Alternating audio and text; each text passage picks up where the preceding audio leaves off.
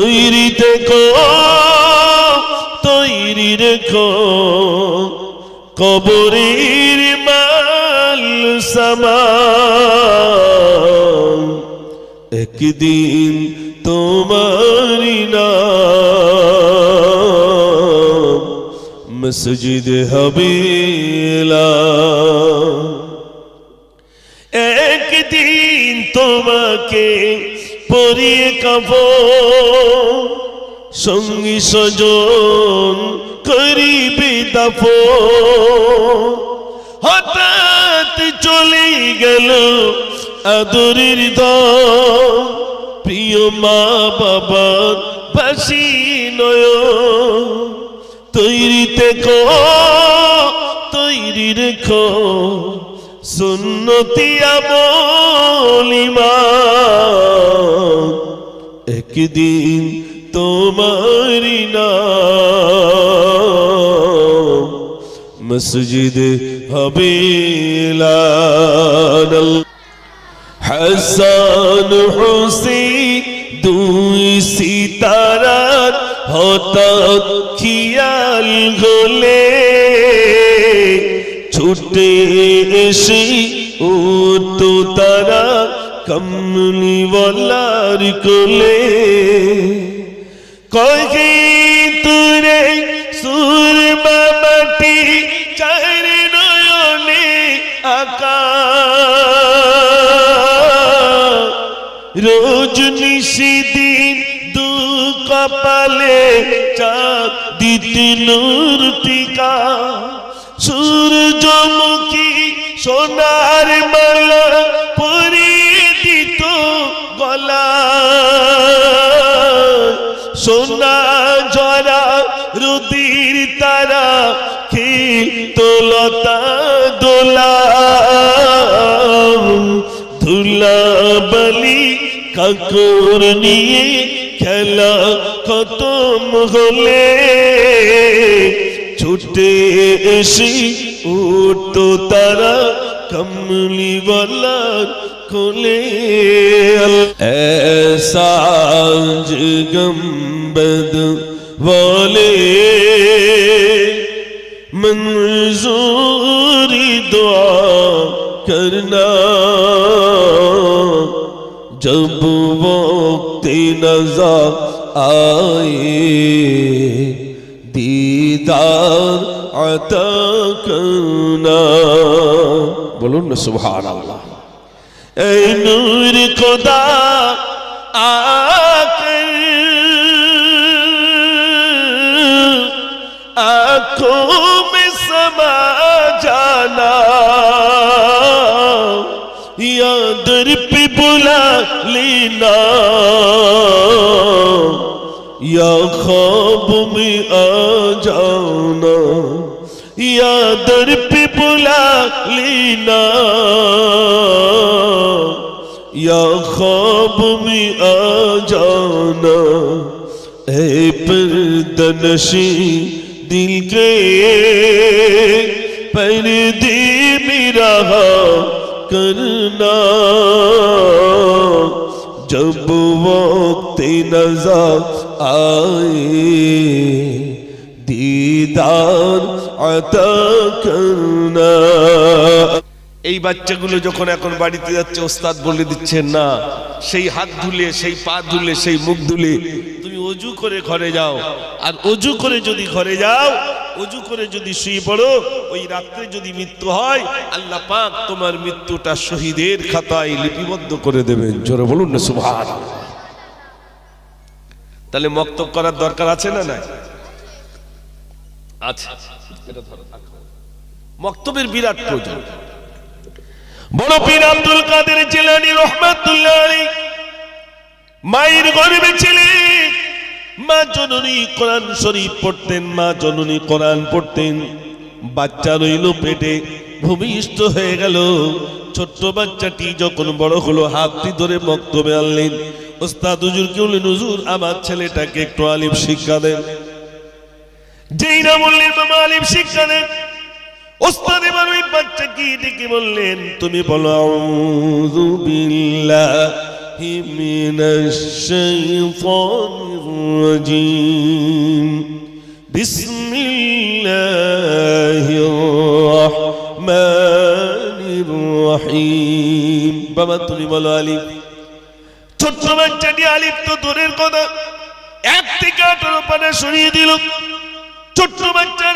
এক থেকে 18 পারা শুনে উস্তাদ অবাক হয়ে গেলেন বাচ্চাটি এক থেকে 18 পারা শুনিয়ে দিল ভাইরা আমার বাচ্চাটির হাতটি ধরে বড় পীরের মায়ের কাছে নিয়ে গেলেন ও আব্দুল কাদেরের মা তুমি আমার সঙ্গে মিথ্যা কথা বলেছো কেন কি মিথ্যা কথা বললাম তোমার ছেলেটাকে তুমি আলিফ শিক্ষা দিতে দিয়েছিলে কিন্তু তোমার ছেলে তো এক থেকে 18 পারা শুনিয়ে দিল বড় পীরের মা ডুকরে ডুকরে কাঁদেন ওস্তাদ বলেন ও আব্দুল কাদেরের মা তোমার চোখে পানি কেন আমার কথায় কি তুমি কোনো ব্যথা পেয়েছো ওস্তাদের কথা শুনে বড় পীরের মা বললেন হুজুর আমার চোখে জ্বললে পানি আমার বাচ্চাটা যখন আমার পেটে ছিল তখন আমি 18 পারা পড়েছিলাম বলে আমার ছেলেটা 18 পারার হাফেজ হয়ে গেল আমার বড় কষ্ট হচ্ছে সেদিন যদি আমি 18টা পারা না পড়ে গোটা কোরআন পড়তাম আমার আব্দুল কাদের 18 পারার হাফেজ হতো না বরং গোটা কোরআনের হাফেজ আমার আব্দুল কাদের বেড়ে যেত একটু জোরে বলুন না সুবহানাল্লাহ মা পড়েছে কি ভাই কোরআন শরীফ আর এখন আমাদের মা এত মোবাইল দেখতেছে ছেলে বলতে আমি বেরোত পারলি হয় ঠিক বলছি না ভুল বলছি এত পরিমাণ মোবাইল দেখছে বাচ্চা রয়েছে পেটে যদি বলেন তাই আমার মাদ্রাসায় এই রাত জেগে যাই অফিসে হঠাৎ একটা বাচ্চা এসে হুজুর হুজুর কি রাত্রি হুজুর হুজুর করে মানে সকালের দিকে আর রাত জাগা এই কে হুজুর আমি দরজা খুললাম কি হয়েছে হুজুর আমার মেরেছে কে মেরেছে এরকম চোখ আছে তো তাহলে হুজুর আমার মেরেছে ডেকে নিয়ে আয় অফিসের ভিতরে আনলো আমি বললাম তুই মেরেছিস তো হচ্ছে হুজুর আমার গালি দিয়েছে তাই মেরেছি বলি সব বনাশ করেছে মাদ্রাসার ছেলে আমার গালি দেবে কেন আমি বাচ্চাটিকে পাশে বসালাম বসে জিজ্ঞেস করছি সত্যি কথা বলতে গালি দিয়েছিস স্বীকার হয় না এত মহব্বত করছি ওরে ভালোবাসছি ও মহব্বতের ঠেলাই বলে ফেলল হ্যাঁ বলে ফেলিস আমি বলি কি বলে গালি দিছিস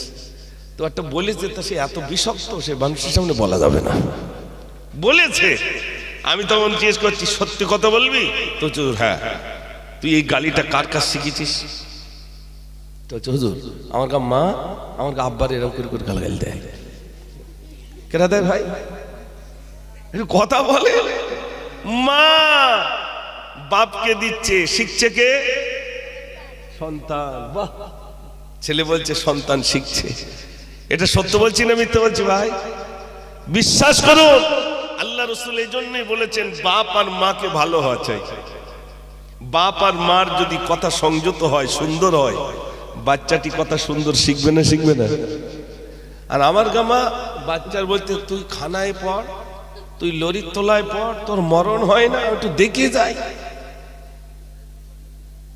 তা আমাদের বাচ্চারা কি তৈরি হবে ভাই আমাদের বাচ্চাগুলো কি তৈরি হবে আমি এক জায়গায় গেছি বলছি হুজুর আমাদের ছেলেপিলে কেউ নামাজ পড়ে না তো একটু নামাজের কথা বলবে কি নামাজের কথা বলবো সকাল হলি তো তুমি তোমার ছেলে বলতো খোকা এক বান্ডেল বিড়ি কিনে লাই তা ছেলে যদি বিড়ি কিনতে যায় ও ছেলে বিড়ি টানবে না ছাড়বে আল্লাহ আমার কথা বুঝতে পারেননি ছেলেকে বলছে খোকা এক বান্ডেল বিড়ি কিনে লাই তাহলে ও ছেলে তো অলরেডি টানবে আমার কালচার আমার চলা আমার বলন আমার চলাফেরা সব ছেলে দেখবে না ভাই দেখবে বাচ্চাগুলো দেখেন যেন একটা একটা ফুল আল্লাহদের বানিয়ে দিয়েছে একটু জোরে বলুন না সুবহানাল্লাহ এই বাচ্চাগুলো স্কুলে পড়ুক এরা মাস্টার হোক ডাক্তার হোক ইঞ্জিনিয়ার হোক উকিল হোক তিনি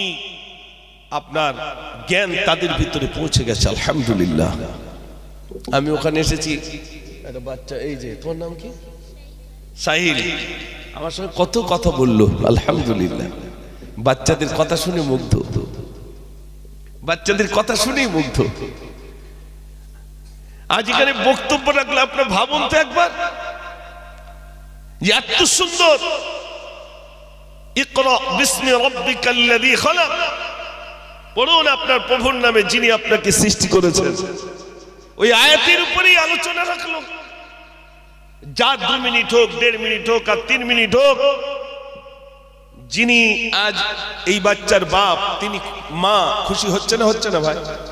বাপ মার চোখ দিয়ে পানি পড়ছে, আমি কি ছেলে, আলহামদুলিল্লাহ আজ এই মক্তবটা গড়েছে বলে আজ এতগুলো ছেলে তারা জ্ঞান পেয়ে গেল। একটু জোরে বলুন না সুবহানাল্লাহ।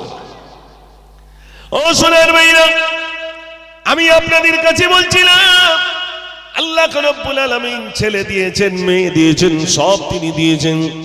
আল্লাহ জিজ্ঞাসা করবেন, ছেলে দিয়েছিলাম কোন কাজে তুমি ব্যয় করেছো বলো, মেয়ে দিয়েছিলাম তুমি কোন কাজে ব্যয় করেছো বলো। অনেকেই ছেলে পেয়েছেন, অনেকেই মেয়ে পেয়েছেন, আবার অনেকেই ছেলে পাননি, মেয়ে পাননি, কত কষ্টের ভিতরে জীবন কাটাচ্ছে, তাদের কাছে খবর নেন। বলছে হুজুর 20টা বছর হয়ে গেল একটা সন্তানের মুখ দেখলাম না। আছে না নাই?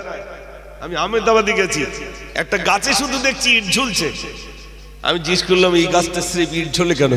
তো হুজুর আর বলবেন না, যাদের বাচ্চা কাচ্চা হয় না ওরা বাড়িতে আদলা ইট আনে, ওই ইটি দড়ি বেঁধে গাছে ঝুলাই আর বলে বাবা ওই গাছে ইট ঝোলালাম, গাছে যেমন ভার হয়েছে পেটে যেন ভার হয়। বলুন তো সন্তান চেয়েছে কার কাছে? একটু জোরে বলে, গাছের কাছে চেয়েছে। এমন মানুষ অনেক আছে ভাই। এই আমাদের এই সাইডের দিকে যাবেন, এখনো পর্যন্ত কত থান রয়েছে যেখানে মানুষ জনমের মতো দুধ ঢেলছে, কত মানুষ দুধ ঢেলছে এখনো পর্যন্ত। যখন এইরকম দ্বীনি তালিম এসে যাবে, এই বাচ্চাগুলো বেদাত থেকে, হারাম থেকে আল্লাহ তাদেরকে হেফাজত করবেন। জোরে বলুন না সুবহানাল্লাহ। ও সোনার ভাইরা, আপনারা যে প্রতিষ্ঠান তৈরি করেছেন, এই প্রতিষ্ঠানে ছোট্ট ছোট্ট বাচ্চারা সকাল সন্ধ্যায় এসে তারা কোরআন শরীফ তেলাওয়াত করে। কোরআন এত সুন্দর গ্রন্থ, কোরআনকে যদি জিজ্ঞাসা করেন এ কোরআন তোমার নাম বলো, কোরআন সঙ্গে সঙ্গে জবাব দেবে আমার নাম হলো বাল হুয়া কুরআনুম মাজিদ, আমার নাম হলো কুরআনুম মাজিদ। কোরআনকে যদি জিজ্ঞাসা করেন এ কোরআন তোমার নাম শুনলাম, তোমার বাড়িটা কোথায় বলো, কোরআন সঙ্গে সঙ্গে জবাব দেবে আমার বাড়িটা হলো ফি লাউহিম মাহফুজ, আমার বাড়িটা হলো লাউহে মাহফুজে। জোরে বলুন না সুবহানাল্লাহ। ভাইরা আমার, কোরআনকে যদি আবার জিজ্ঞাসা করেন এ কোরআন তোমার নাম শুনলাম, তোমার বাড়িটা শুনলাম, তুমি কোন মাসে জন্ম নিয়েছো বলো, কোরআন সঙ্গে সঙ্গে জবাব দেবে আমার জন্মের মাসের নাম হলো শাহরু রমাদানাল্লাযী উনজিলা ফীহিল কুরআন। আল্লাহ রাব্বুল আলামিন আমাকে রমজানুল মুবারক মাসে নাজিল করেছে। ভাইরা আমার, কোরআনকে যদি আবার জিজ্ঞাসা করেন এ কোরআন তোমার নাম শুনলাম, তোমার বাড়িটা শুনলাম, তুমি কোন মাসে জন্ম নিয়েছো তাও শুনলাম, এ কোরআন এবার তুমি বলো রাতের বেলা জন্ম নিয়েছো না দিনের বেলা জন্ম নিয়েছো। কোরআন সঙ্গে সঙ্গে জবাব দেবে আমার জন্মের সময়ের নাম হলো, টাইমটা হলো ইন্না আনজালনাহু ফি লাইলাতিল কদর। একটু জোরে বলুন না সুবহানাল্লাহ। আল্লাহ বলছেন এই বরকতময় রজনীতে নাজিল করলাম, কদরের রাত্রে আল্লাহ কোরআন নাজিল করলেন। একটু জোরে বলুন না সুবহানাল্লাহ। ও সোনার ভাইরা, আপনাদের এই বক্তব্যে ছোট্ট ছোট্ট বাচ্চারা কোরআন পড়ে। আল্লাহর নবী সাল্লাল্লাহু আলাইহি ওয়াসাল্লাম মসজিদে নবী শরীফে বসা, কোন সাহাবা তাওরাত পড়েন, কোন সাহাবা ইনজিল পড়েন, কেউ ভাইরা আমার তাওরাত পড়েন। আল্লাহর নবী বললেন ওরে আমার সাহাবারে আর তাওরাত পড়তে হবে না, আর ইনজিল পড়তে হবে না, জবুর পড়তে হবে না। কোন মানুষ যদি কোরআন শরীফ তেলাওয়াত করে, কোরআন পড়ে, ওই মানুষটার 104 খানা কিতাব তার পড়া হয়ে যায়। একটু জোরে বলুন না সুবহানাল্লাহ।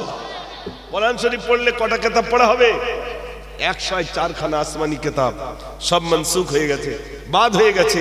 কোরআন পড়লে 104 খানা কিতাব পড়া যাবে। ও সোনার ভাইরা, ছোট্ট ছোট্ট বাচ্চারা কোরআন পড়ে। শুনে নেন বন্ধুরা, জীবনে অনেক গুনাহ করেছি, অনেক গুনাহ করেছে, মদ খেয়েছে, জুয়া খেলেছে, টিকিট খেলেছে। বিবিকে ডাক দিয়ে বলছি, বিবি আমি খুব অসুস্থ, এবার বুঝি আমি মারা যাব। এ বিবি আমি মনে হয় মারা যাব। ওরে আমার বিবি রে, জীবনে এত গুনাহ করেছি, এত গুনাহ করেছি, আমার গুনার সীমা নেই। ওরে আবার বিবি, আমি ইন্তেকালের পূর্বে একটা ওসিয়াত করে যাই। আমার একটা ছেলে তোমার পেটে আছে, ছেলে কি মেয়ে আমি জানি না, তবু আমার একটা বাচ্চা হবে। যদি আল্লাহ বাঁচিয়ে রাখে তো ভালো, যদি ইন্তেকাল করে আমাকে, আর আমার ইন্তেকালের পরে যদি তোমার এই বাচ্চাটি ভূমিষ্ঠ হয়, ছেলে হোক আর মেয়ে হোক, বড় হলে আমাদের ওই মাদ্রাসার হুজুরের কাছে একটু কোরআন শরীফ শিক্ষা দিবে। এটা ওসিয়াত করে গেল। কিছুদিন পরে ইন্তেকাল হয়ে গেল। ইন্তেকালের পরে ভাইরা আমার, ওই স্ত্রীর অর্থাৎ ওই মহিলার একটা বাচ্চা হলো। বাচ্চাটি যখন বড় হয়ে গেল, স্বামীর ওসিয়াত অনুযায়ী বাচ্চাটির হাতটি ধরে ওস্তাদের কাছে এসে বলছেন, হুজুর আমার স্বামী আমাকে ওসিয়াত করে গেছেন, আমার স্বামী জীবনে বহু গুনাহ করেছেন, বহু গুনাহ, মদ থেকে শুরু করে, জুয়া থেকে শুরু করে। আমি জানি না আমার স্বামী দুনিয়ায় এত গুনাহ করেছে, কিন্তু একটা সুন্দর কথা বলে গিয়েছিল, ওসিয়াত করে গিয়েছিল, তোমার পেটে ছেলে কি মেয়ে আমি জানি না, তবে আমার বাচ্চাটাকে একটু কোরআন শরীফ শিক্ষা দিতে দিও।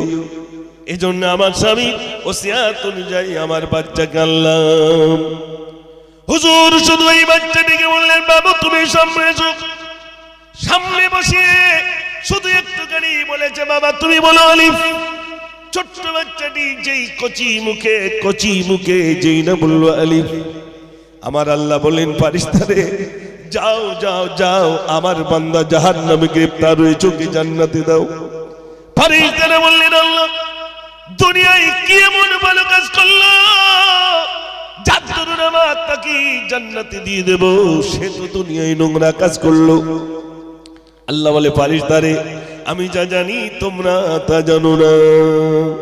আমার বান্দা দুনিয়া ওসিয়াত করে এসেছিল, আমার বাচ্চাটাকে একটু কোরআন শরীফ শিক্ষা দিও।